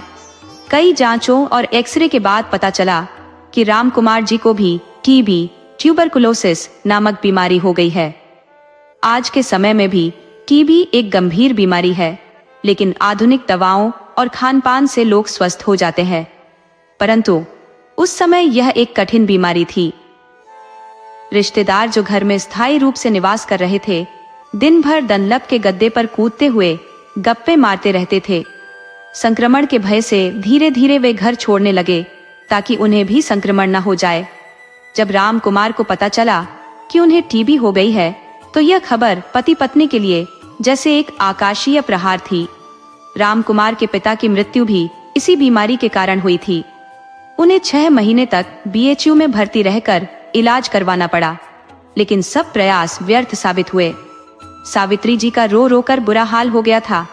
उस समय टीबी एक जानलेवा बीमारी थी, जिसका इलाज अत्यंत कठिन था। घर में कोई करीबी रिश्तेदार नहीं था। वहां रह रहे रिश्तेदारों में एक रघुनाथ जी थे, जो दूर के रिश्तेदार थे और एक शिक्षक थे। रामकुमार जी ने उनसे सलाह लेने का निर्णय किया। रामकुमार जी ने ड्राइंग रूम में बैठकर नौकर से रघुनाथ जी को बुलाने को कहा। सावित्री जी ने चाय और कुछ नाश्ते का प्रबंध किया। जब रघुनाथ जी आए और सोफे पर बैठ गए, तो उन्होंने रामकुमार जी से पूछा, आपकी तबीयत अब कैसी है? रामकुमार जी ने उत्तर दिया, ठीक है, लेकिन मैंने आपको नाश्ते के लिए नहीं बुलाया है। मैं आपसे एक राय लेना चाहता हूँ। चाय और नाश्ते के साथ बातचीत शुरू हुई। रामकुमार जी ने कहा, आपको पता चल गया होगा कि मुझे एक बीमारी हो गई है। मैं आपकी मदद चाहता हूँ, क्या आप मेरी मदद करेंगे? रघुनाथ जी ने उत्तर दिया, बिल्कुल, आप किस प्रकार की मदद चाहते हैं? आप जो कहेंगे, मैं आपकी मदद करने के लिए तत्पर हूँ। रामकुमार जी ने कहा, मैं जहां भी जाऊं, आपको मेरे साथ चलना होगा। मैं पहले डॉक्टरों के बारे में जानकारी प्राप्त करूंगा, फिर आप मेरे साथ चलिए। रघुनाथ जी ने उत्तर दिया, चिंता मत कीजिए, पैसे के अलावा मैं आपकी हर संभव सहायता करूंगा। रामकुमार जी ने कहा, इसकी चिंता मत कीजिए, डूबते को तिनके का सहारा भी पर्याप्त होता है। अब रामकुमार जी और सावित्री जी को कुछ सहारा मिल गया था। उन्होंने सबसे पहले कारखाने में 1 सप्ताह की छुट्टी ली और रघुनाथ जी के साथ उस डॉक्टर के पास गए, जिसने एक्सरे की जांच की थी। पहले से ही एक अपॉइंटमेंट लेना पड़ा। डॉक्टर से मिलकर उन्होंने अपनी बीमारी के बारे में सभी सवाल किए। उस रेडियोलॉजिस्ट ने उनकी स्थिति का संज्ञान लिया और बताया कि उनके फेफड़ों में कुछ धब्बे पाए गए हैं, जिससे टीबी का संदेह किया गया है। उसने कहा, इसका इलाज हमारे देश में संभव नहीं है, क्योंकि यहाँ इसके दवाएं उपलब्ध नहीं है, लेकिन अगर आप चाहे तो मैं आपको कलकत्ता के कुछ डॉक्टरों के नाम दे सकता हूँ। आप उनसे मिलकर और जानकारी प्राप्त कर सकते हैं। उसने ट्रेन के डॉक्टरों के नाम दिए। 1 सप्ताह के भीतर राम कुमार जी ने कई डॉक्टरों से मुलाकात की और काफी जानकारी प्राप्त की। अंततः उन्हें डॉक्टर विनय सबसे अधिक बुद्धिमान लगे। उन्होंने तय किया कि वे उन्हीं से अपना इलाज करवाएंगे। दृढ़ संकल्प के साथ राम कुमार जी ने डॉक्टर विलियम से अपॉइंटमेंट लिया। डॉक्टर विलियम ने कहा कि इस बीमारी का इलाज बहुत महंगा है और लोग इसका इलाज नहीं करवा पाते क्योंकि दवाएं विदेश से मंगानी पड़ती है। इन दवाओं की कीमत अत्यधिक है। इसके अलावा खान पान में भी खर्च होता है। यदि आप सब चीजों के लिए तैयार है तो मैं आपका इलाज करने की जिम्मेदारी ले सकता हूँ। इलाज एक लंबा समय लेगा, लगभग 1 साल। यदि आप बीच में लापरवाही करते हैं या इलाज छोड़ देते हैं तो मरीज का ठीक होना असंभव हो जाता है। दवा के साथ साथ दुआ भी जरूरी है। यदि सब कुछ सही रहा तो आप ठीक हो सकते हैं। घर लौटकर राम कुमार ने अपनी पत्नी से इस पर विचार किया। उन्होंने निर्णय लिया कि वे डॉक्टर विलियम से इलाज करवाएंगे। इस बीमारी के बारे में जानकारी प्राप्त करने के लिए उन्होंने कई किताबें मंगवाई क्योंकि सावित्री भी इसके बारे में जानना चाहती थी। सारी किताबें हिंदी में थी क्योंकि सावित्री केवल हिंदी जानती थी। किताबों में टीबी के विभिन्न चित्र और विवरण थे जो इस भयानक बीमारी की भयावहता को दर्शाते थे। इसके कीटाणु सांस के माध्यम से शरीर के फेफड़ों में प्रवेश करते हैं और धीरे धीरे कमजोर कर देते हैं। राम कुमार जी और सावित्री ने इस बीमारी को जड़ से समाप्त करने का निश्चय किया। डॉक्टर विलियम की सलाह मानते हुए उन्होंने इलाज शुरू किया। इस मर्ज की दवा इंग्लैंड से मंगाई जाती थी जिसे कीरास्टॉन नामक कंपनी बनाती थी। लाल रंग के सुंदर डिब्बे में पैद ब्राउन रंग के ग्रेन्यूल्स होते थे जिन्हें डिब्बे में रखे चम्मच से 1 चम्मच सुबह शाम पानी के साथ लेना होता था। ये दवा अत्यंत कठिन थी और 1 सप्ताह के उपयोग के बाद राम कुमार जी की स्थिति बहुत खराब हो गई। शरीर की सक्रियता समाप्त हो गई और उन्हें कारखाने से छुट्टी लेनी पड़ी। वहीं कारखाने का मैनेजर अपने भतीजे को राम कुमार जी की जगह पर स्थापित करने की योजना बना रहा था। कारखाने में कई अधिकारी राम कुमार जी को बहुत मानते थे। उनमें से एक labour officer mister Roy Kumar Rao Ram Kumar ji के घर आए। राम कुमार जी ने कहा, मैं 6 महीने की छुट्टी पर जाने की सोच रहा हूँ। मैं ठीक होकर फिर से काम पर लौट आऊंगा। राय साहब को मैनेजर साहब की सारी हकीकत मालूम थी। उन्होंने छुट्टी लेने का कड़ा विरोध किया और बोले, मैं आपकी चारपाई पावर प्लांट के ऑफिस में लगवा देता हूँ। आप वहीं आराम से लेटकर अपना काम कर सकते हैं। इंजीनियर का काम करवाना है, खुद करना नहीं है। इस तरह राम कुमार जी की जिंदगी की गाड़ी धीमे धीमे चलने लगी। डॉक्टर ने उन्हें मांसाहारी भोजन का सुझाव दिया, लेकिन वो तो शुद्ध शाकाहारी ब्राह्मण थे। उनके लिए मीट, मांस, मछली और अंडा छूना भी पाप था। खाने का तो सवाल ही नहीं। दूध दही वो खा सकते थे, लेकिन ताकतवर दवा बिना ताकतवर भोजन के असर नहीं करती। सावित्री जी ने भी सोचा कि जो करना पड़े किया जाएगा, लेकिन बीमारी से छुटकारा पाना ही होगा। राम कुमार जी के भाई को कलकत्ता की सीमा में प्रवेश की इजाजत नहीं थी, परंतु बाहर रह सकते थे। जब उन्हें राम कुमार जी की बीमारी का पता चला तो किसी तरह वहां पहुंचे और कुछ मदद मिली। सावित्री जी ने नौकर से एक बार में 8 अंडे मंगवाकर फ्रिज में रख दिए। भाई साहब एक अंडे को दूध में मिलाकर राम कुमार जी को पीला देते थे और उन्हें पता भी नहीं चलता कि वो दूध के साथ अंडा पी रहे हैं। सावित्री जी ने अपने बच्चों को नौकरों के भरोसे छोड़ दिया और दिन भर राम कुमार जी के लिए कुछ न कुछ पकाती रहती थी। मुंह का स्वाद खराब होने की वजह से वो खा नहीं पाते थे, लेकिन किसी तरह सावित्री जी उन्हें खिलाती पिलाती रहती थी।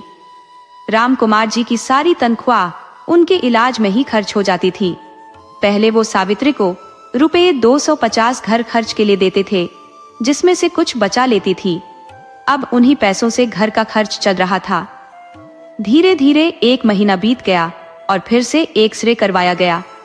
बीमारी में मामूली सुधार हुआ था, लेकिन अभी 2 साल तक इलाज कराना था। राम कुमार जी की हालत में सुधार हो रहा था, पर रात को कभी कभी उल्टियां हो जाती थी और हरारत बनी रहती थी। बार बार डॉक्टर के पास जाना पड़ता था और डॉक्टर साहब आराम के लिए और दवाइयां बढ़ा देते थे। सावित्री जी भी परेशान थी। जो भी उपाय लोग बताते वो करती जाती थी। बहुत से व्रत और उपवास भी रख रही थी। गांव से बड़े भाई साहब के एक मित्र सिद्दीकी जी आए। उन्होंने भी एक उपाय बताया। उन्होंने कहा, बेटी, रोज सुबह उठकर नहाकर गर्म पानी से मरीज के पैर और सिर धोकर उस पानी को एक बर्तन में रखकर किसी पीपल या बरगद के पेड़ की जड़ में डाल आओ। 1.25 महीने तक बिना नागा के ऐसा करते रहो, चमत्कार हो जाएगा। सावित्री जी ने इसे भी पूरी लगन से किया। उनका मकान हुगली नदी के किनारे था। 4-5 सीढ़ियां चढ़कर सड़क पर जाना पड़ता था। सुबह 5 बजे उठकर वो नहाती, जैसा उस फकीर ने बताया था, और 3 किलोमीटर पैदल चलकर पीपल के पेड़ की जड़ में पानी डाल आती थी। कुछ पंडितों ने भी कहा कि शिव जी का रुद्राभिषेक और महामृत्युंजय का पाठ करवाओ, सब बाधाएं दूर हो जाएंगी। सावित्री जी दुविधा में थी। इतनी सारी बातों से उनका दिमाग चकरा जाता था। ईश्वर से राम कुमार जी के स्वास्थ्य लाभ की प्रार्थना सावित्री जी निरंतर करती रही। कई रिश्तेदार बारी बारी से मिलने आते। ऐसा लगता था जैसे वे राम कुमार जी का अंतिम दर्शन करने आए हो। ये सब सावित्री जी को बिल्कुल भी अच्छा नहीं लगता था, मगर उनके पास रोने के अलावा और कोई उपाय नहीं था। लोगों की बातें सुनकर सावित्री जी सोचती कि टोने टोटके करने के बजाय मरीज की देखभाल पर ध्यान दिया जाए, लेकिन सबको हाँ भी कह देती थी। वो देवी देवताओं में आस्था रखती थी और सोचती थी कि जब मेरे पति स्वस्थ हो जाएंगे तब मैं विंध्याचल माता के दर्शन करने जाऊंगी और शंकर भगवान का रुद्राभिषेक कराऊंगी। लेकिन महामृत्युंजय का जाप उन्होंने तुरंत करवाने का निश्चय किया, क्योंकि कहते हैं कि यह जाप सुनकर इंसान मौत के मुंह से भी वापस आ सकता है। इतने सारे उपाय किए जा रहे थे, तब बाबा जी को खबर कैसे नहीं मिलती। बाबा जी भी जल्दी से आ गए और साथ में राम कुमार जी की इकलौती बहन भी आ पहुंची। जिस दिन बाबा जी घर आए, सावित्री जी पूरे दिन की थकी हुई थी और थोड़ी देर आराम करने के लिए हॉल के कोने में लगे बिस्तर पर लेटी हुई थी। बाबा जी अचानक जोर से चिल्लाते हुए घर में दाखिल हुए। उनकी आवाज से घबराकर सावित्री जी बिस्तर से नीचे गिर गई। बाबा जी के सामने आज भी वो पर्दा करती थी। चोट लगने के बावजूद वे जमीन पर ही बैठी रह गई। बाबा जी अपने पोते को पकड़कर जोर जोर से रोने लगे। उन्होंने अपना बेटा इसी बीमारी में खो दिया था और अब वो अपने पोते को खोने के डर से रो रहे थे। किसी तरह बड़े भाई साहब ने उन्हें संभाला। सावित्री जी की ननद बेटे के जन्म के बाद पहली बार मिल रही थी। दूसरे दिन जब सभी लोग इधर उधर चले गए तो राम कुमार जी की बहन सावित्री जी से कहने लगी, भाभी, तुम्हारा बेटा हुआ, लेकिन तुमने हमें कोई नेक नहीं दिया। सावित्री जी ने कहा, तुम मिले ही नहीं तो कहां से देती। बहन ने कहा, तो अभी दे दो ना। सावित्री जी ने कहा, भैया के ठीक हो जाने दो, तब दे दूंगी। तो बहन ने कहा, जब मर जाएंगे तब क्या दोगी। सावित्री जी दुखी होकर रोने लगी और गले की मटर माला उतार कर फेंक दी। जाने कैसी बहन थी। राम कुमार जी के इलाज के साथ साथ पूजा पाठ, तंत्र मंत्र भी चल रहा था, जिससे किसी तरह वो ठीक हो जाए। बाबा जी राम कुमार को गांव ले जाना चाहते थे, परंतु सावित्री जी ने एकदम मना कर दिया।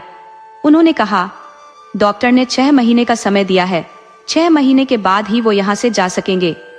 इलाज पूरा करना आवश्यक है। बाबा जी रोते धोते अपनी पोती के साथ वापस चले गए। इधर सावित्री जी ने पंडितों से विचार विमर्श करके महामृत्युंजय का पाठ शुरू करवा दिया और संकल्प ले लिया। साथ में 36,000 मंत्रों का जाप करने के लिए ब्राह्मणों को बुलाया गया। 11 दिनों तक पाठ चला और उसके पश्चात समापन हुआ। ब्राह्मणों को भोजन करवाकर उन्हें दान दक्षिणा और वस्त्र देकर विदा किया गया।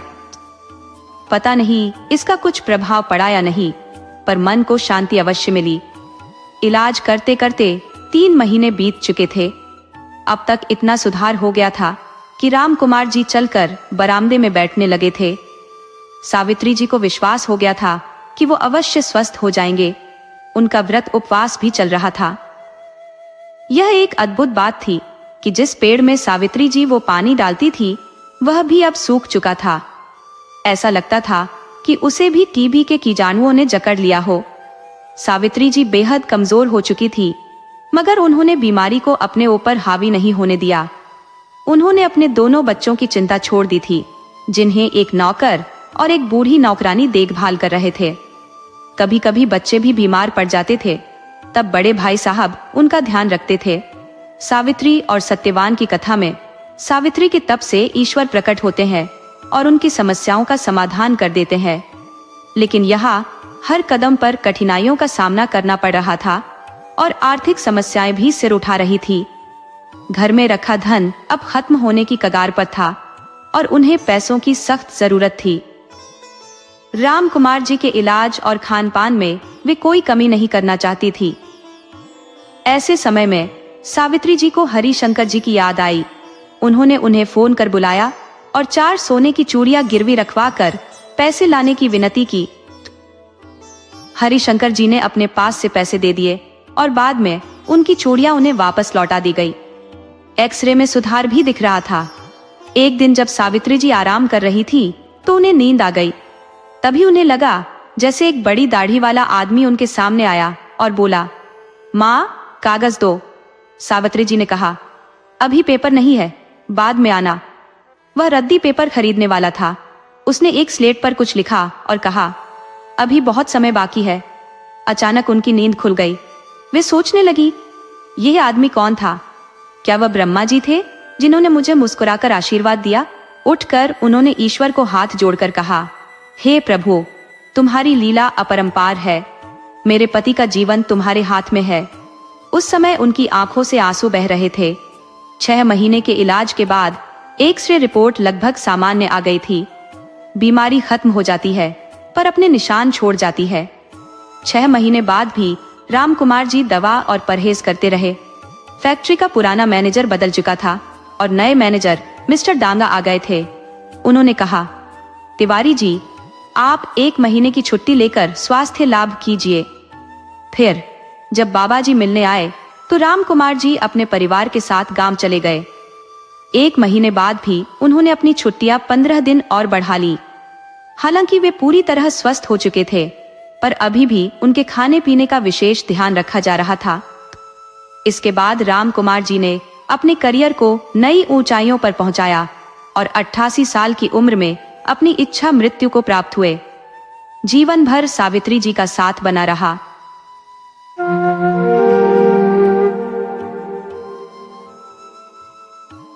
एक प्रतिष्ठित सेठ और उनकी धर्मपत्नी के 2 संतानें थी, एक पुत्र और एक पुत्री। पुत्री का नाम जोधाबाई था। परिवार संपन्नता में डूबा हुआ था और घर में धन धान्य की कोई कमी नहीं थी। किंतु काल चक्र के प्रभाव से एक दिन सेठ और सेठानी इस संसार से विदा हो गए। जब श्राद्ध पक्ष आरंभ हुआ तो सेठ के पुत्र ने अपनी पत्नी से कहा, मैं हरिद्वार जाकर श्राद्ध करूंगा।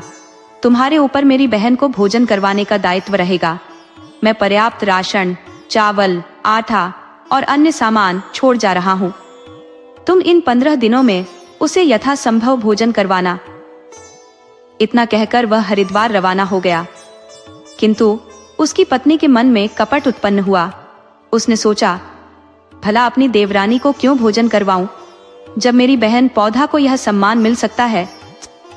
यह सोचकर उसने अपनी बहन पौधा को घर बुला लिया। वहीं उसने जोधाबाई को कामकाज के लिए बुलाया ताकि श्राद्ध के बहाने उससे घर के सारे कार्य करवाए जा सके। जोधाबाई अब रोज जंगल से लकड़ी बटोरने का काम छोड़कर अपनी भाभी के घर आटा पीसने लगी। जब उसके बच्चे पूछते, माँ, हमारे लिए आटा कहाँ से आएगा, वह उन्हें दिलासा देती, जब मैं आटा पीस कर लौटूंगी तब जो आटा मेरे कपड़ों से और हाथों से झटक कर निकलेगा उसी से तुम्हारी रोटी बनाऊंगी। भाभी ने चालाकी से उसका दिन भर का श्रम ले लिया और अंत में उसे कपड़े झटक कर और हाथ धोकर लौट जाने को कहा। बेचारी जोधाबाई जब घर लौटी तो उसके बच्चों ने भूख से कराहते हुए दिन बिताया, क्योंकि कपड़ों और हाथों से झटके गए आटे से उनका पेट नहीं भर सकता था। वह गहरी वेदना में डूब गई और सोचने लगी, पहले तो लकड़ियों का गट्ठर बेचकर किसी तरह काम चला लेती थी, अब तो यह भी नहीं हो पा रहा। कुछ दिनों के पश्चात भाभी ने फिर उसे बुलाया और कहा, आज तुम्हारे माता पिता का श्राद्ध है, तुम्हें भोजन बनाने आना होगा। बच्चों ने अपनी माँ से कहा, माँ, उस दिन हम भूखे सो गए थे, क्या आज भी हमें यूं ही भूखा रहना पड़ेगा? जोधाबाई ने अपने बच्चों को आश्वस्त करते हुए कहा, नहीं, आज ऐसा नहीं होगा। आज तुम्हारे नाना नानी का श्राद्ध है। तुम नाली के पास अपने बर्तन रख देना, मैं देख लूंगी कि तुम्हारे लिए कुछ राह निकल आए। उसकी करुणा और मजबूरी दोनों एक साथ उसकी आंखों में छलक उठे, किंतु वह जानती थी कि अपने बच्चों को भूखा नहीं रख सकती। चावल के आटे से सने हाथों को जब मैं नाली में धोऊंगी तब तुम्हारे कुल्हड़ भर जाएंगे। उस पानी से मैं शाम को लौटकर रोटी बनाकर तुम्हें खिलाऊंगी। लड़के ने नाली के पास कुल्हड़ रख दिए। भाभी ने जोधाबाई से कहा, यह याद का काम है, इसलिए चावल को बर्तन में धो लो और आटे से सने हाथ भी बर्तन में ही धोना, नाली में हाथ मत धोना। जोधाबाई ने श्रम कर रसोई बना दी। फिर वह भाभी से बोली, भाभी सा, क्या अब मैं घर जा सकती हूँ? भाभी ने उत्तर दिया, हाँ जा सकती हो, लेकिन जब लकड़ियां लेकर आओगी तभी भोजन मिलेगा। बेचारी जोधाबाई नदी किनारे जाकर बैठ गई। न उसने लकड़ियां जुटाई और न भोजन के लिए घर लौटी। सांझ होते होते वह खाली हाथ घर आई। बच्चे पूछने लगे, माँ, नाली का पानी तो आया ही नहीं। जोधाबाई बोली, बेटा क्या करूं? तुम्हारी मामी ने हाथ बर्तन में धुलवा दिए। जोधाबाई जाते जाते नदी किनारे से 7 कंकड़ उठा लाई। उसने उन कंकड़ों को हांडी में डालकर चूल्हे पर चढ़ा दिया। बच्चे भूख से बिलखने लगे और बोले, माँ, हमें बहुत भूख लगी है। जोधाबाई ने कहा, बेटा थोड़ा सब्र करो, जब ये कंकड़ उबल जाएंगे तब तुम्हें खाना दूंगी। बच्चे भूख से रोते रोते सो गए और जोधाबाई भी अपनी असहायता पर फूट फूट कर रोई। उसने मन ही मन सोचा, पहले जंगल से लकड़ियां लाती थी और बच्चों के लिए चने लाकर उन्हें खिला देती थी। अब यह जीवन कितना कठिन हो गया है। रोते रोते वह भी नींद के आगोश में चली गई। उधर पितरों की अमावस्या आ गई। हरिद्वार में उसका भाई तर्पण कर रहा था। तर्पण के दौरान जल में लाल बूंदें गिरने लगी। ये देखकर उसने ब्राह्मण से पूछा, पंडित जी, ये क्या हो रहा है? ब्राह्मण ने कहा, तुम्हारी बहन जो तुम्हारे कुल की सती है, भूखी है, इसीलिए जल लाल हो रहा है। भाई ने विरोध किया, पंडित जी, यह असत्य है। मैं अपनी पत्नी को कहकर आया था कि वह मेरी बहन को 15 दिन तक भोजन करवाए। ब्राह्मण ने उत्तर दिया, तुम मानो या ना मानो, सत्य यही है। ये सुनकर भाई तर्पण छोड़कर घर लौटने लगा। रास्ते में वह एक पीपल के पेड़ के नीचे सो गया। पेड़ पर बैठे पितर आपस में बातचीत कर रहे थे। कोई कह रहा था, मैंने तो लापसी खाई है। दूसरा बोला, मैंने चक्की खाई है। किसी ने कहा, मैंने घेवर खाया है। लेकिन सेठ के पितर चुपचाप बैठे रहे। भीम सारे पितर इकट्ठा होकर सेठ और सेठानी से बोले, तुम दोनों क्यों मौन हो? तुम्हारे घर में तो संपत्ति की कोई कमी नहीं, धन धान्य से भरपूर है, फिर भी तुम चुप क्यों हो? तुमने क्या खाया है? तब सेठ और सेठानी ने कहा, संपत्ति तो बहुत है, लेकिन हमारी बहन और बेटी को हमारे घर में आदर सम्मान नहीं मिलता। इस वजह से उन्होंने भोजन नहीं किया। यही कारण है कि हमें कुछ भी प्राप्त नहीं हुआ। नीचे सो रहा भाई ये सब सुन रहा था। पितर बोले, चलो हम सब तुम्हारी बेटी के घर चलते हैं। वे हाथ में एक मुसल, अनाज कूटने का औजार और कुछ चिट्ठियां लेकर 2 दबाई के घर पहुंचे। उन्होंने दरवाजा खटखटाया। अंदर से 2 दबाई की आवाज आई, मैं दरवाजा नहीं खोलूंगी, मैं और मेरे बच्चे भूखे हैं, सो रहे हैं, मुझे मत जगाओ। लेकिन पितरों ने जोर से दरवाजा खुलवाया। 2 दबाई ने अनमने भाव से दरवाजा खोला। पितरों ने घर में प्रवेश कर चारों कोनों में चक्कर लगाए। वे चिट्ठियां और मुसल के माध्यम से हर कोने को धन से भरने लगे। उन्होंने 2 दबाई को एक चिट्ठी थमाई और कहा, सुबह उठकर स्नान ध्यान कर चौका बर्तन साफ करना, फिर इस कढ़ाई में हमारी दी हुई चिट्ठी घुमाना। इससे तुम्हारे मनपसंद व्यंजन बन जाएंगे। तुम और तुम्हारे बच्चे तृप्त होकर भोजन कर लेना।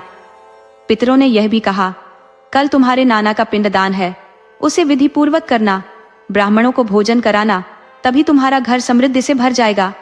सुबह जब दिन चढ़ा, 2 दबाई ने उठकर स्नान किया, घर साफ किया और पितरों की दी हुई चिट्ठी कढ़ाई में घुमाई।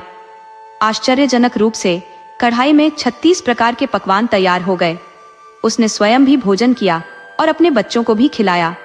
उसने सोचा, पितरों ने सही कहा था, नाना के पिंडदान का विधि पूर्वक आयोजन करना आवश्यक है।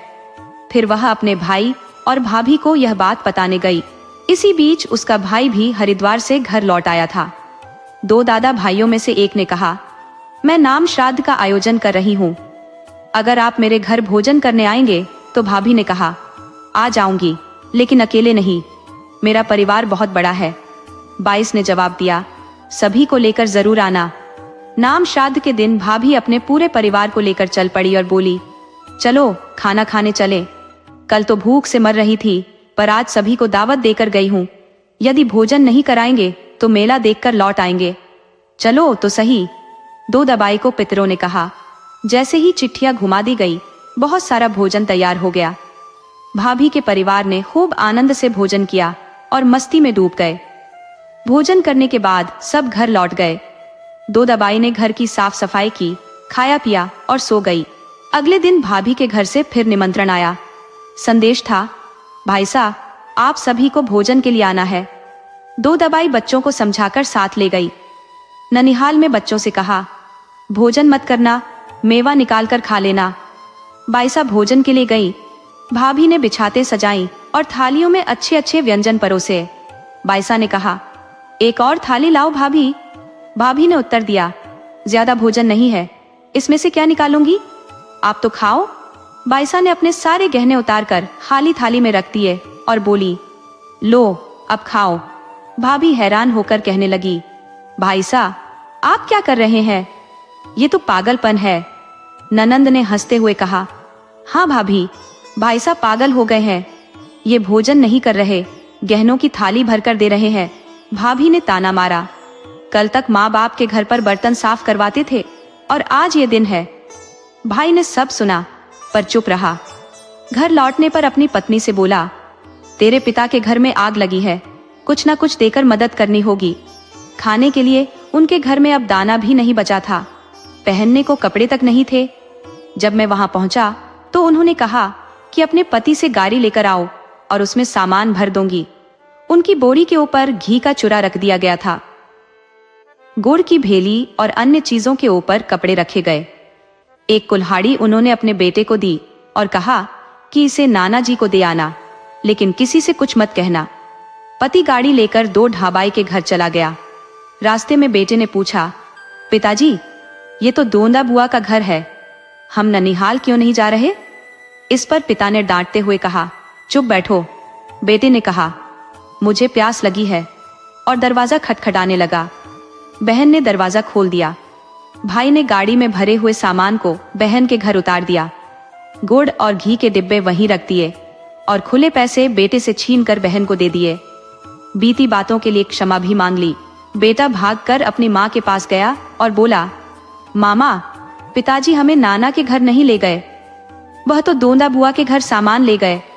यह सुनकर भाभी जो झाड़ू निकाल रही थी अपनी छाती पीटने लगी। गेहूं की बोरियां, घड़े में रखा दूध और गुड़ की भेली का जिक्र करते हुए वह विलाप करने लगी।